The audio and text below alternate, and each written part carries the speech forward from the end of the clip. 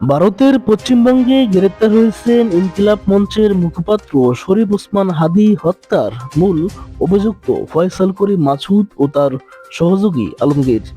রোববার ৮ মার্চ এক সংবাদ বিজ্ঞপ্তিতে এ তথ্য জানিয়েছে পশ্চিমবঙ্গ রাজ্য পুলিশের স্পেশাল টাস্ক ফোর্স এফটিএস। গত বছরের ১২ ডিসেম্বর ঢাকায় চাঞ্চল্যকর এই হত্যাকাণ্ডের পর সীমান্ত অতিক্রম করে ভারতে পালিয়ে আত্মগোপন করেছিলেন আসামি ফয়সাল ও আলমগীর।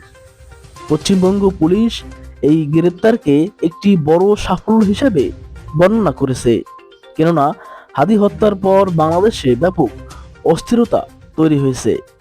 দেশের আলোচিত হত্যাকাণ্ডের গুরুত্বপূর্ণ দুই আসামির গ্রেপ্তারের খবর প্রকাশের পরপরই তাদের দেশে ফেরত আনা নিয়ে আলোচনা শুরু হয়েছে।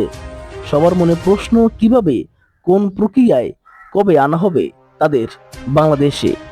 এমন প্রশ্নে দেশের গোয়েন্দা সূত্র জানিয়েছে, গ্রেপ্তার ফয়সাল ও আলমগীরকে আইনি প্রক্রিয়ার মাধ্যমে বাংলাদেশে ফিরিয়ে আনার প্রস্তুতি নিচ্ছে সংশ্লিষ্ট কর্তৃপক্ষ।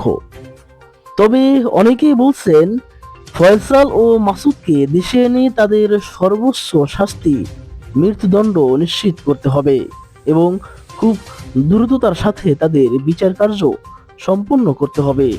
দর্শক, আপনি যদি তাদের সর্বোচ্চ শাস্তি, মৃত্যুদণ্ড চান তাহলে অবশ্যই কমেন্টে জানান।